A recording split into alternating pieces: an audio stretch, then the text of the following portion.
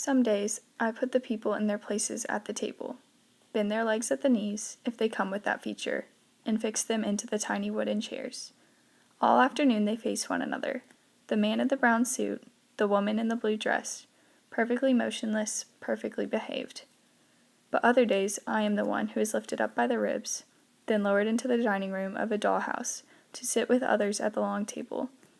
Very funny, but how would you like it if you never knew from one day to the next, if you were going to spend it striding around like a vivid god, your shoulders in the clouds, or sitting down there, amidst the wallpaper, staring straight ahead with your little plastic face? Okay, the thing I decided to focus on in this poem was dehumanization of the people of society, and this is seen through the characterization of them as dolls. So in the first two stanzas, we see that the speaker has control of those around him as he treats them as dolls.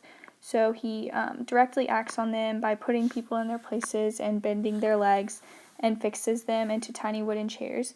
And as he fixes them, he must change them to fit into the chairs, which is just how he directly acts on them and directly controls them.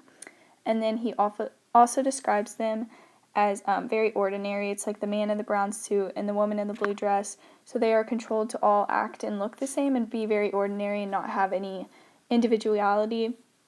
And then also he says that they are perfectly motionless and perfectly behaved.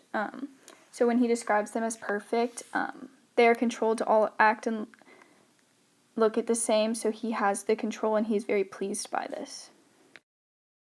In the third stanza, we see the shift from the speaker having control to the speaker being controlled now by those around him as he is lifted up by the ribs and lowered into the dining room of a dollhouse. And through the dollhouse, we see that he is a doll and he is easily manipulated by those around him and played with, so he has lost control, and this is seen by a shift in tone and a shift in diction. In the fourth and fifth stanza, there's another shift as it says, "But how would you like it?" And this shifts to a more accusatory tone and places the reader in the speaker's and the author's shoes. And it also, the uncertainty of his days are again reinforced as he says, if you never knew from one day to the next if you're going to spend it. So it just reaffirms how uncertain the author is of his days and his sense of control. And then in the last stanza, there's a big contrast between the image of a god, which is complete power, and then the image of a doll with a little plastic face. And the poem ends with a question mark, which leaves the reader questioning their own sense of control and questioning their place in society. For our TP cast, we started with the title. Just some quick implications we got is that some days is occasional, not always occurring. It implies that time is passing and also implies a melancholy tone through the word some. To paraphrase this poem, I just said that the author and speaker realizes and explains that he sometimes feels in control of his surroundings in his life, but others he is the one being controlled just as a doll would be. For the consider part of the TP cast, I focused on dehumanization, which he compares the humans and the people in his life to dolls. So he first acts on them directly through direct and firm actions by putting them in their places and bending their legs. So he is their source of movement and he has complete control over their lives. And then he describes them as perfectly motionless and perfectly behaved, implying that the people are not moving, affecting him, therefore they are behaving perfectly.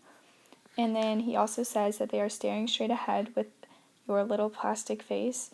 So as they're staring straight ahead, they cannot look around, they cannot look for themselves, and they are forced to look in one direction. And a little plastic face is obviously comparison to a doll, so it's very dehumanizing. So what is the effect of this? I think this leaves a demoralized and dehumanized effect as the people in the poem are forced to act and behave a certain way. Their movement, their actions, and their moods are controlled, and we also view the speaker as unstable as he gains and loses control very easily and left questioning our own sense of control. The attitude or tone in this poem shifts as the speaker's attitude towards his own life shifts. So at first he feels control, so it's a powerful tone, and then he feels he doesn't have control, so it shifts to a helpless tone, and also there's a bit of anger because he becomes accusatory and places the blame on the reader. The first shift is seen when the author shifts from having control to being controlled, and the author is now seen as helpless, which is a direct opposition to his prior powerful, controlling ways. And then the second one is when the speaker becomes angry at his loss of control and almost has an accusatory tone towards the reader. And this evokes a bit of sympathy from us as readers, and we see that the speaker is distraught and tired of not knowing when or why he will have control. After analyzing the poem and revisiting the title, we see that some days refers to the author's reference to the days that he has control and the days where instead he is controlled, and some refers to the speaker's uncertainty of when his days will be controlled or not. The obvious theme in this poem is control, as the poem centers on control as the speaker talks about the days when he has control versus the days he is controlled. And to connect this to our modern world, I think that society manipulates and controls people via the media influence, but it is also manipulated and controlled by people through stereotypes and racism.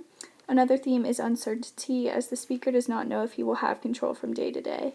And just to connect this, society is unpredictable, and control is unpredictable of whether we will have it or not.